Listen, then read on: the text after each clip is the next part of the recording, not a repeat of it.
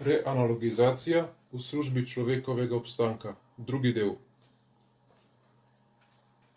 Kot boste lahko videli v tej krajši prezentaciji, je v njej trden dokaz o povezanosti cepiv in vojske, ter tudi digitalizacije.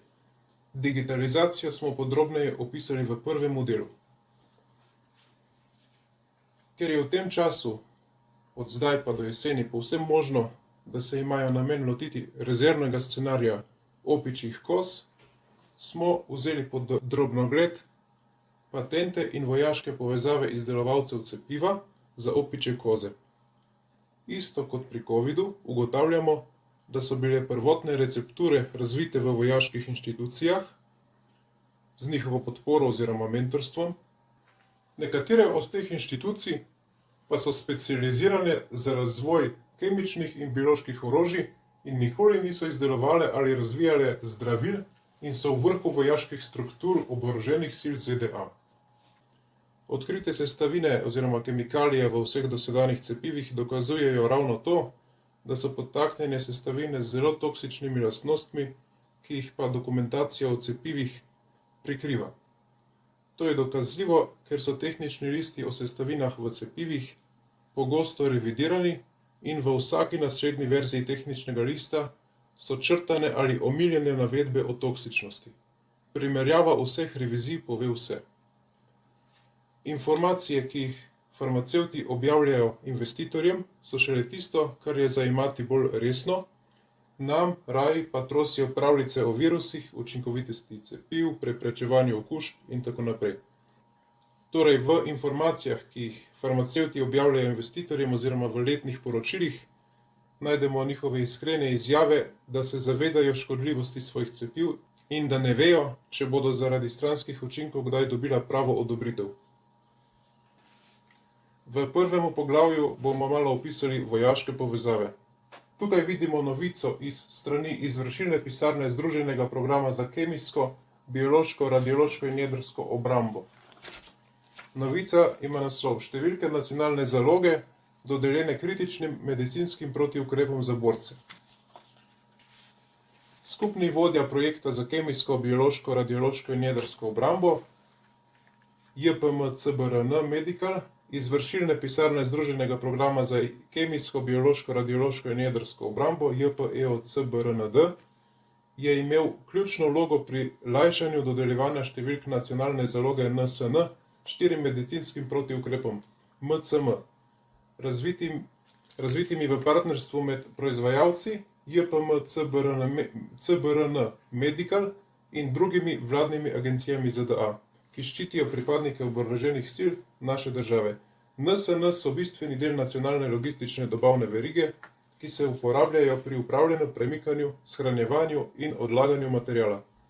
Dodeljevanje NSN-jev je korak naprej pri dostavi teh izdelkov razporejenim silam, kar omogoča vnaprejšnjo namestitev medicinskih protiukrepov na strateških lokacijah po vsem svetu in zagotavlja pravočasen dostop do izdelkov v regijah, kjer se borci srečujejo z edinstvenimi grožnjami.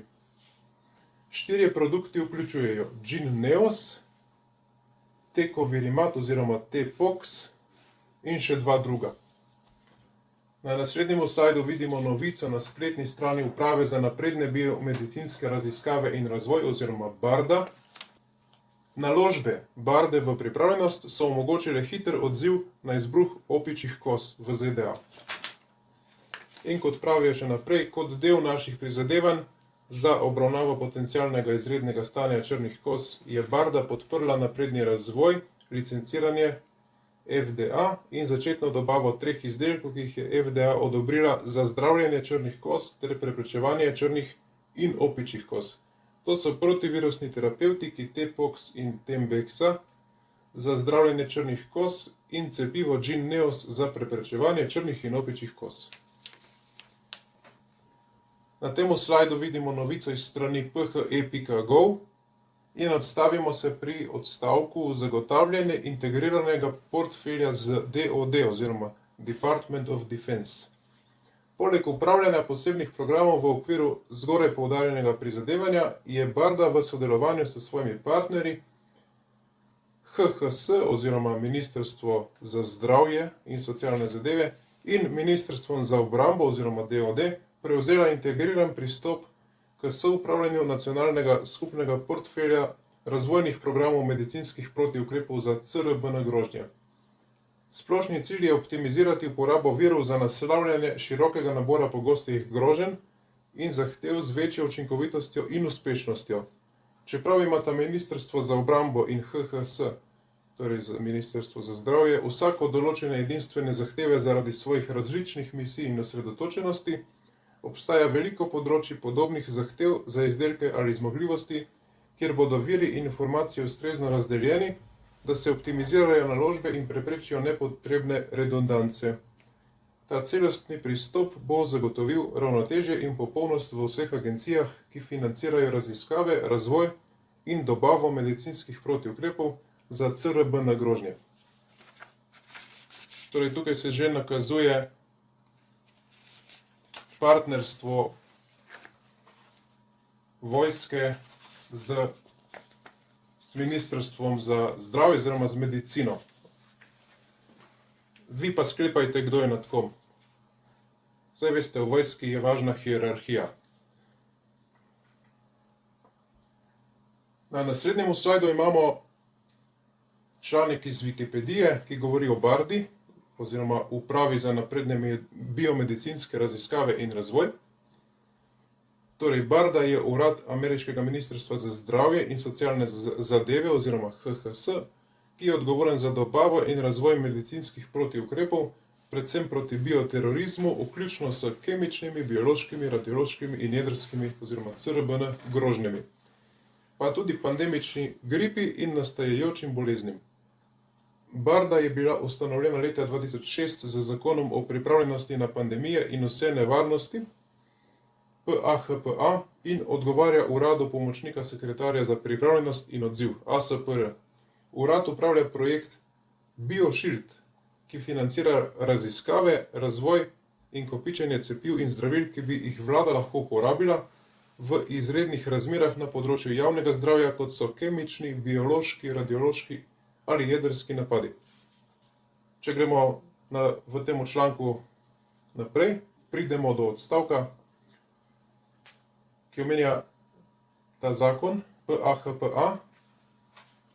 Torej, ta zakon nalaga Bardi podporo inovacijam za zmanjšanje trajanja in stroškov razvoja in naprednih raziskav medicinskih protiukrepov in izdelkov.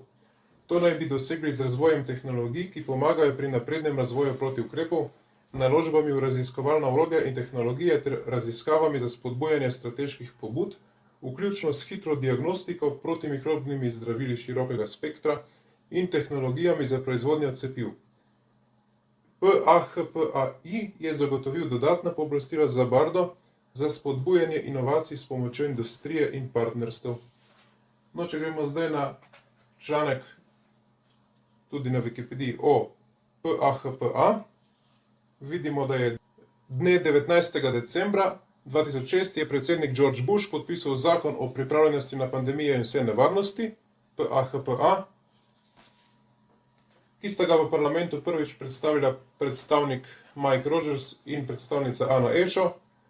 Ta zakon je imel široke posledice za dejavnosti pripravljenosti in odzivanja Ministrstva za zdravje in socialne zadeve Združenih držav, HHS. Zakon je med drugim spremenil zakon o javni zdravstveni službi, s katerim je na ministrstvu bil vzpostavljen novi pomočnik sekretarja za pripravljenost in odzivanje ASPR. Zagotovil nova pooblastila za številne programe, vključno z naprednim razvojem in usvajanjem medicinskih protiukrepov, in naložil oblikovanje 4-letne nacionalne strategije zdravstvene varnosti. Če se vrnemo na članek o Bardi, pridemo do naslednjega odstavka. Julija 2005 je na zaslišanjih pred Odborom za zdravje, izobraževanje, delo in pokojnine prva izvršna direktorica in direktorica centra, doktorica medicine Tara O'Toole, opozorila na vlogo centra kot biodarpa oziroma biomedicinska darpa. Tukaj vidimo prepis zaslišanj pred Odborom za zdravje, izobraževanje, delo in pokojnine. In če preberemo ta odstavek, taktični kratkoročni cilji Razmislite o novih pristopih financiranja za podporo kratkoročnemu razvoju posebnih protiukrepov in za spodbujanje strateškega cilja pospeševanja razvoja zdravil in cepiv na splošno. Bolj podrobno bi kongres lahko razmislil o mehanizmih financiranja za podporo zgodnje razvojne faze protiukrepov, v oklepaju dolina smrti. Ustanovitev BioDARPE, ki bi vlagala v transformacijske bioraziskave. Takšne raziskave bi bile projektno vodene in povezane z opredeljenimi nacionalnimi potrebami. No, če pogledamo, kje je delala Tara O'Toole, ona je najbolj znana po svojih vajah za odzivanje na nesreče. Bila je glavna avtorica in producentka Temne zime oziroma Dark Winter leta 2001 in Atlantske nevihte, ki sta simulirala prikriti izbruh črnih koz v Združenih državah. Center John Hopkins for Health Security je neodvisna, neprofitna organizacija John Hopkins Bloomberg šole javnega zdravja. Center si prizadeva zaščititi zdravje ljudi pred epidemijami in pandemijami ter zagotavlja, da so skupnosti odporne na velike izzive. Center je zaskrbljen zaradi biološkega orožja in posledic nastajajoče biotehnologije za biološko varnost. Center za zdravstveno varnost daje strateška priporočila vladi Združenih držav, Svetovni zdravstveni organizaciji in konvenciji ZN o biološkem orožju. Tukaj lahko vidimo neka znana imena, kot so na primer Dark Winter in dogodek 201. Leta 2002 je center prejel $1 milijon donacije od ameriške zvezne vlade. Pred letom 2017 je bil CHS močno odvisen od državnega financiranja. Januarja 2017 je Open Philanthropy Project Centru za zdravstveno varnost dodelil $16 milijonov za obdobje 3 let. Septembra 2019 so bila dodeljena še ena nepovratna sredstva v višini $19,5 milijona. Ali se spomnite vaje na Münchenski varnostni konferenci, ki je leta 2021 predvidela izbruh opičjih koz? Tudi NTI je bila podprta od Open Philanthropy. Tukaj vidimo njihov dokument in če gremo na naslednjo stran, vidimo, napišejo: hvaležni smo Open Philanthropy, vaja in poročilo ne bi bila mogoča brez njihove velikodušne podpore. Na Wikipedijinem članku o John Hopkins CHS je omenjena tudi simulacija Dark Winter. Pa gremo na članek o Dark Winter. Operacija Dark Winter, temna zima, je bila kodno ime za simulacijo bioterorističnega napada na visoki ravni. Izvedena je bila 22. in 23. junija 2001. Zasnovana je bila za izvedbo navidezne različice prikritega in razširjenega napada črnih koz na Združene države. Tara O'Toole in Tom Inglesby iz John Hopkins Center for Civilian Biodefense Strategies, CCBS, Center for Strategic and International Studies, CSIS, ter Randy Larsen in Mark DeMeyer iz Analytic Services so bili glavni avtori in nadzorniki projekta Dark Winter. No, v tem članku je posebej zanimiv odstavek o medijih. Tukaj piše: ravnanje z mediji bo velik takojšnji izziv za vse ravni oblasti.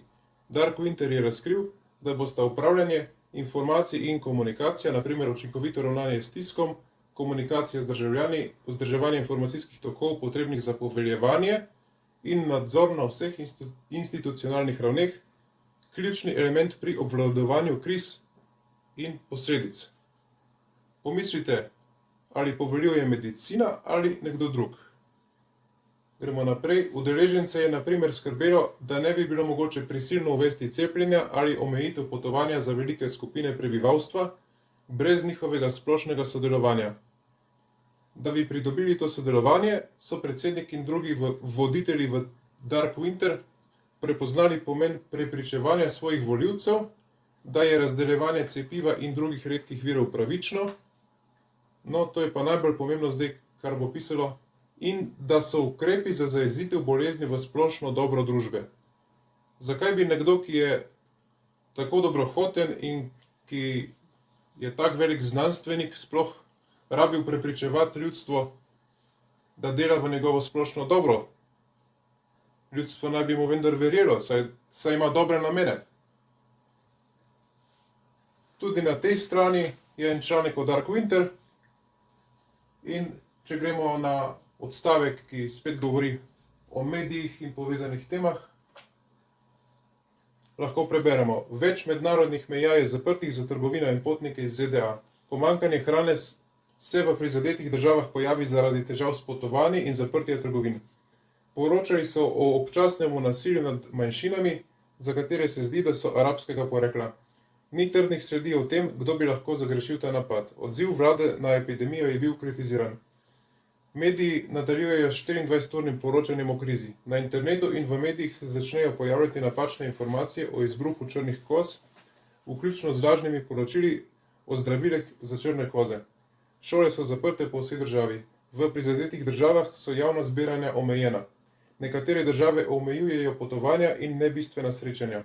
Ministrstvo za zdravje in socialne storitve ustanovi nacionalni informacijski center. 3 ameriške farmacevtske družbe se strinjajo, da bodo proizvedle novo cepivo s hitrostjo 6 milijonov odmerkov na mesec, s prvimi dobavami v 5 tednih. No, v temu slajdu imamo pa novico iz strani John Hopkins CHS. V tej novici sta omenjena tudi JPEO in DARPA. Torej, naslov novice je: Center John Hopkins za zdravstveno varnost poziva k financiranju novih pobud za hiter razvoj medicinskih protiukrepov za nove nalezljive bolezni v mesecih in ne letih. April 2020. Če gremo na spodnji odstavek, preberemo: Center za zdravstveno varnost poziva k novi namenski strategiji in programu Virus 201. Za dosego tega cilja pa je treba zagotoviti financiranje prek HHS oziroma Ministrstvo za zdravje in socialne zadeve, Biomedical Advanced Research and Development Authority oziroma BARDA in DOD, to je Ministrstvo za obrambo, Joint Program Executive Office for Chemical and Biological Defense, JPEO, tega smo videli že prej. Ta strategija ne bi smela konkurirati ali kanibalizirati drugih pomembnih prizadevanj za razvoj medicinskih protiukrepov, osredotočenih na posebne znane grožnje, in bi morala vključevati tudi inovativne agencije, kot sta DARPA in In-Q-Tel.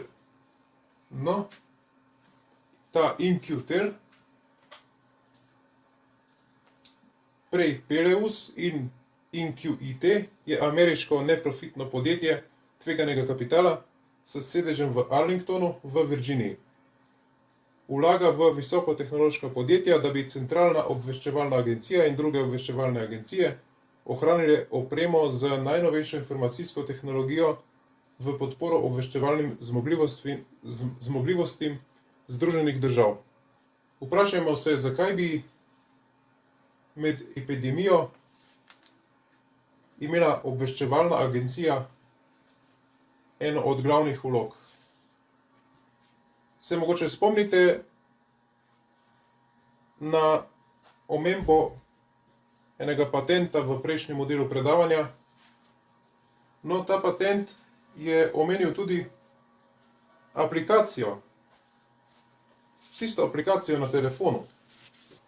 V obkroženem odstavku lahko preberemo: vidik nekaterih izvedb izuma se nanaša na spodbujanje uporabnikov k uporabi namenske aplikacije oziroma programske opreme za sledenje stikom in opcijsko identificiranje potencialnih supersprederjev, anonimizirano ali ne, z zagotavljanjem cepljenja in ali profilaktičnega zdravljenja. Najprej tistim posameznikom, ki uporabljajo namensko programsko opremo. V nekaterih različicah so posamezniki, ki uporabljajo namensko programsko opremo, tisti posamezniki, ki prispevajo k splošni koristi prebivalstva, zato so jim zagotovljena cepljenja in ali profilaktično zdravljenje pred ostalimi. Na spletni strani NIAID lahko preberemo: Po obetavnih rezultatih kliničnih preizkušanj je bil MVABN, to je platforma cepiva, prenesen na Upravo za napredne biomedicinske raziskave in razvoj BARDA za napredni razvoj. Leta 2013 sta Kanada in Evropska unija odobrili cepivo pod trgovskima imenoma Imvamun in Imvanex za uporabo pri splošni populaciji, vključno z ljudmi z oslabljenim imunskim sistemom ali atopičnim dermatitisom. Od avgusta 2014 je bilo 24 milijonov odmerkov dostavljenih ameriškim strateškim nacionalnim zalogam za uporabo med temi skupinami. BARDA je podprla tudi velika klinična preizkušanja tretje faze. Na podlagi obetavnih podatkov iz teh študij je FDA septembra 2019 odobrila MVABN, zdaj imenovan Jynneos. NIAID je podprl tudi projekt za razvoj freeze-dried ali liofilizirane različice cepiva. V primerjavi s trenutno tekočo formulacijo je liofilizirana različica stabilnejša, z daljšim rokom uporabnosti. NIAID je ta projekt prenesel na Upravo za napredne biomedicinske raziskave in razvoj Ministrstva za zdravje in socialne zadeve ZDA, BARDA, za nadaljni razvoj. V novici na spletni strani barons.com lahko preberemo: tovarna proizvajalca cepiv proti opičjim kozam je v gradnji. Kaj pomeni zamuda? Pojdimo naprej. Na strani od Bavarian Nordic lahko preberemo: Bavarian Nordic bo proizvedel prve liofilizirane odmerke cepiva proti črnim kozam potem, ko je vlada ZDA uveljavlja pogodbeno opcijo. Vidimo, da so v igri veliki milijoni. Od leta 2009 BARDA podpira razvoj liofilizirane različice cepiva z daljšim rokom uporabnosti za nadomestitev zalog in leta 2017 je podjetju podelila 10-letno pogodbo v vrednosti 539 milijonov USD za dobavo liofiliziranih cepiv. Del te pogodbe, 37 milijonov, je financiral študijo tretje faze. Poleg tega je Bavarian Nordic v skladu s to pogodbo proizvedel cepivo v velikih količinah v vrednosti 253 milijonov USD, ki bo dodano obstoječi zalogi cepiva, proizvedenega po prejšnjih naročilih, kar skupaj pomeni približno 13 milijonov odmerkov za prihodnjo dostavo. Večji del pogodbe, 299 milijonov USD, pa bo realiziran z dobavo liofiliziranih odmerkov, ki bodo proizvedeni v novem obratu družbe. Novica je iz maja 2022. Naslednja novica, tudi na strani od Bavarian Nordic, se glasi: Bavarian Nordicova MVABN platforma za cepiva, ki jo je, pazite, Ministrstvo za obrambo ZDA izbralo za razvoj novega cepiva. Novica iz leta 2014.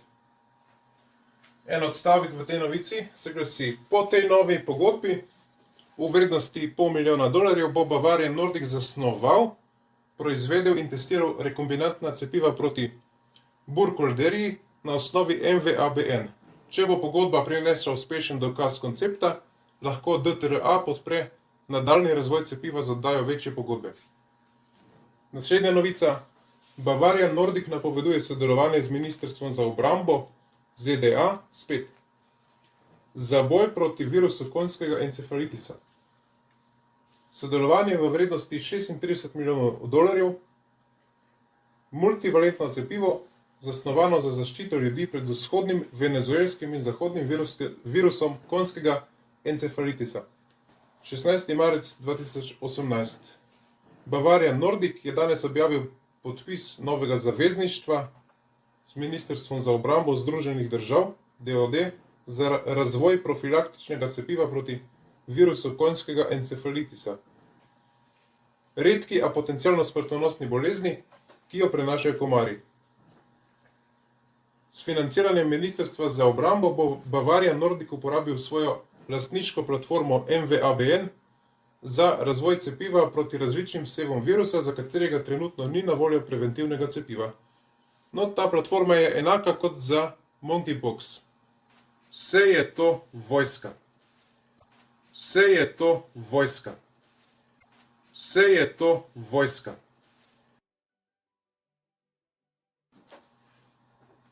V drugem poglavju si bomo pogledali SEC statemente. Prvi je statement od Bavarian Nordic iz leta 2016. No, na tem slajdu vidimo En zanimiv slučaj. Vidite tisto, kar je oranžno obkroženo? Tam imamo eno cepivo, ki je razdeljeno. Na enemu kontinentu je že odobreno, na drugemu pa istočasno potekajo klinične študije. Kako je to mogoče? Tukaj vidimo, da so leta 2016 že omenjali virus Marburg.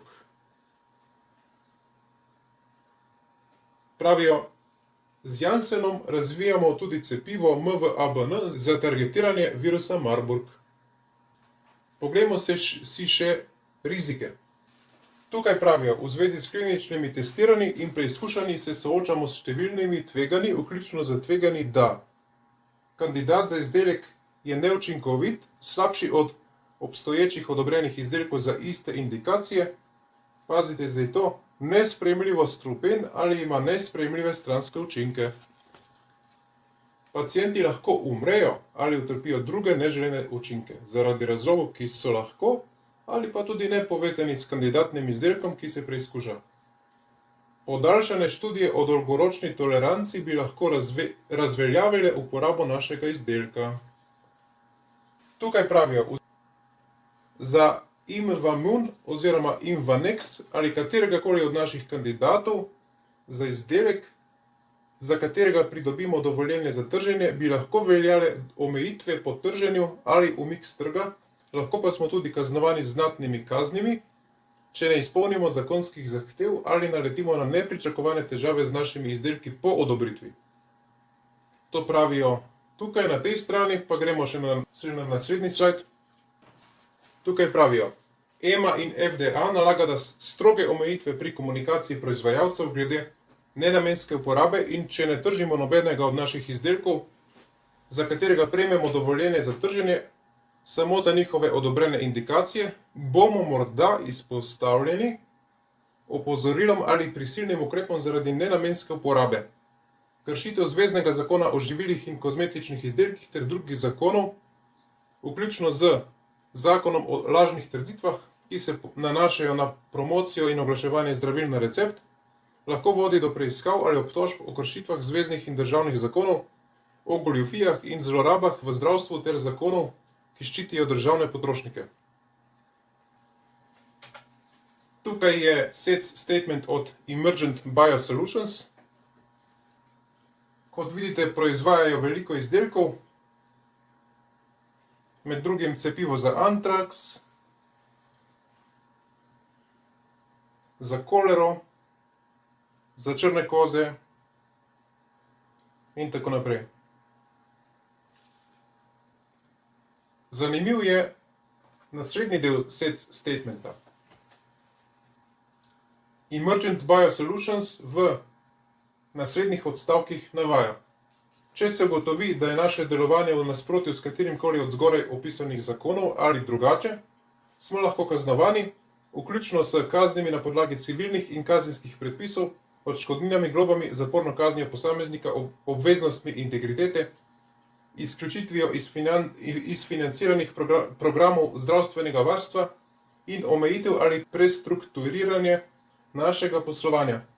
Takšne kazni bi lahko negativno vplivali na naše finančne rezultate.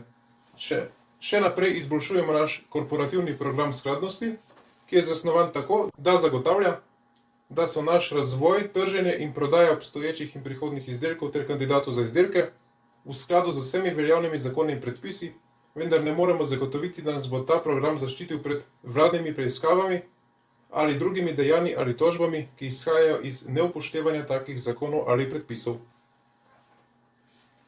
V tem SEC statementu lahko vidimo, da je Jynneos omenjen kot kompetitor podjetju Emergent Biosolutions. V obkroženem odstavku piše, Jynneos je odobren tudi v Kanadi in Evropski uniji pod trgovskima imenoma Imvamun oziroma Imvanex.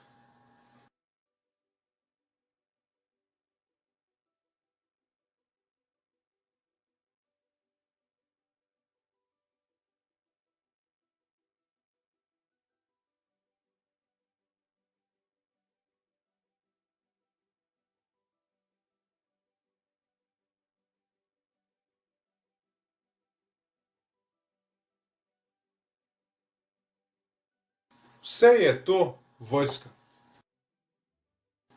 V tretjem poglavju si bomo na kratko pogledali klinične raziskave.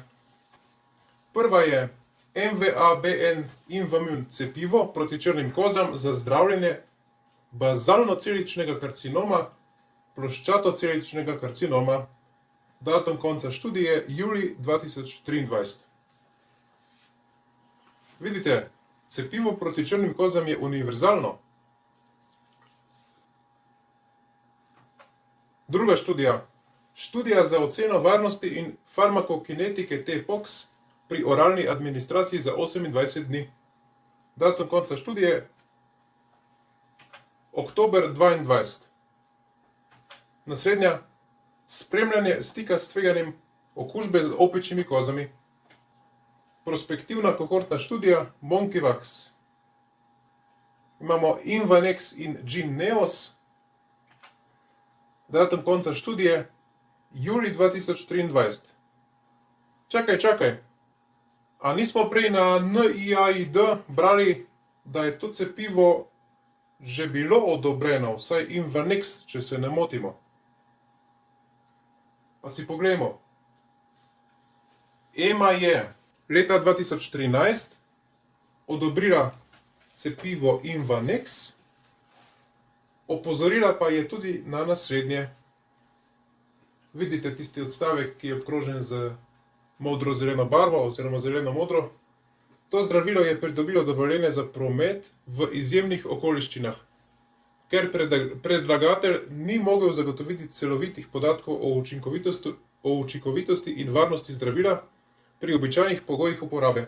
To se lahko zgodi, ker je stanje, ki ga je treba zdraviti, redko ali, pazite, ker zbiranje popolnih informacij ni mogoče ali je neetično.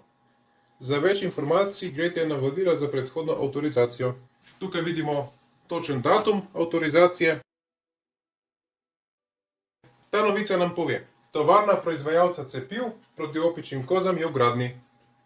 Kaj pomeni zamuda? Delay, kaj pa zdaj? Ja, nič, gremo na nove platforme.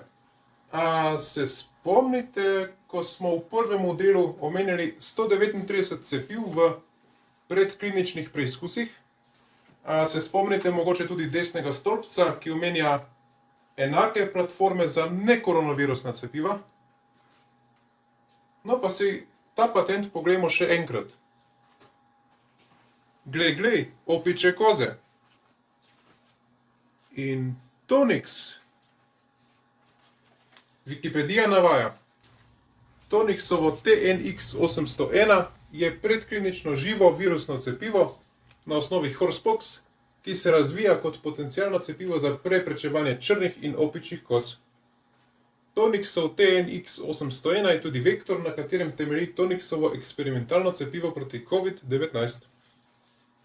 Na glavni strani od Tonix Pharmaceuticals piše: Tonix Pharmaceuticals napoveduje izdajo ameriškega patenta za cepivo TNX801 proti črnim in opičjim kozam ter tehnologijo platforme rekombinantnega pox virusa, RPV. Poglejmo si še set statemente od Tonix Pharmaceuticals. Tukaj navajajo: naši kandidati za izdelke lahko povzročijo resne neželene dogodke ali neželene stranske učinke, ki lahko odložijo ali preprečijo odobritev trženja, ali če je odobritev prejeta, zahtevajo, da se umaknejo s trga, zahtevajo vključitev varnostnih opozoril ali kako drugače omejijo njihovo prodajo. Tukaj navajajo: v našem poslu uporabljamo nevarne kemikalije, morebitni zahtevki v zvezi z nepravilnim ravnanjem, skladiščenjem ali odstranjevanjem teh kemikalij bi nas lahko prizadeli ter bili zamudni in dragi. V naslednji trditvi navajajo: če se tehnologija, razvita za namene razvoja novih zdravil ali cepiv, lahko uporabi za ustvarjanje ali razvoj biološkega orožja, potem se lahko naša tehnologija šteje za tehnologijo dvojne uporabe in zanjo veljajo omejitve javnega razkritja ali izvoza. Medicinske inštitucije niso niti približno tako organizirane in zmožne na nivoju države vzpostavljati strogi red pri izvajanju ukrepov, obveščanju, podajanju informacij, Kaj šele, da bi ta strogi red na vseh nivojih upeljali na celem kontinentu ali celo na celem svetu, hkrati, enotno, po istih pravilih, na isti način. To se ni zgodilo nikoli do zdaj, ne v Evropi, ne v ZDA ali kjerkoli druge. Enako neverjetno hitro so se poenotile vlade vseh držav, vsi mediji vseh držav. Take navidezne enotnosti ni bilo nikoli v zgodovini nikjer po svetu. Celo stranke znotraj ene države so začele vse enotno podpirati svoje trenutne vlade pri izvajanju ukrepov. Ponavadi se stranke niti pri eni stvari ne morejo tako hitro zmeniti za enoten nastop. Očitno je šlo pri koroni takoj od začetka marca 2020 za dobro usklajeno akcijo vodeno iz enega centra. To pa je že podobno še najbolj vojaškemu načinu vodenja akcij. En štab, enotna navodila vsem podrejenim, enotno informiranje javnosti po enakem obrazcu, enako agresivno obveščanje, poplava informacij beri laži, in če so laži povsod enake, se lahko komu zazdijo že kot resnica. Iz vsega povedanega v tej predstavitvi pa lahko vidimo, da je na relaciji med ameriško državo, vlado in proizvajalci cepiv nešteto inštitucij, ki imajo nalogo izvajati, podpirati ali vzpodbujati razvoj cepiv, ki imajo svetovalno funkcijo in so vpete v strukture znotraj Ministrstva za obrambo. Vse imajo na videz obrambno funkcijo, kot smo videli za obrambo pred kemičnim, biološkim, radiološkim ali nuklearnim napadom. Tu je vse polno leporečja, ampak če pomislimo, vojska, ki je napadla Vietnam, je bila tudi pod poveljstvom Ministrstva za obrambo ZDA. In je tudi uradno obrambna. Saj ne obstaja ministrstvo za napad. Pri vojski nikoli ne veš, ali te bo ščitila ali te bo jutri morda napadla. In če vidimo, da imajo vse te agencije, DARPA, BARDA in tako naprej, opravka med drugim tudi z biološkim orožjem, kako naj mirno spimo, če hočejo ljudem jutri zapičiti v ramo svoj proizvod, ki so ga oni razvijali in pospremili na tržišče. Sklepali partnerstva s farmacijo, direktnimi izdelovalci leteh, jim donirali posebno visoka izplačila, ali mogoče zato, ker gre za visoko stopnjo vojne tajne in je cena nekoliko višja. Skratka, v vsej tej zgodbi je tako pri COVID-u kot ostalih boleznih preveč poslovnih subjektov, ki imajo direktnega opravka z biološkim orožjem, ne glede tudi, če uradno v obrambni funkciji. In vse preveč teh subjektov je direktno povezanih z ameriško vojsko. In kot smo videli, ameriške obrambne sile so nekoč krvavo napadle Vietnam, še bolj krvavo pa Hirošimo in še veliko drugih destinacij po svetu. To je izgleda njim v navadi, večkrat se spozabijo.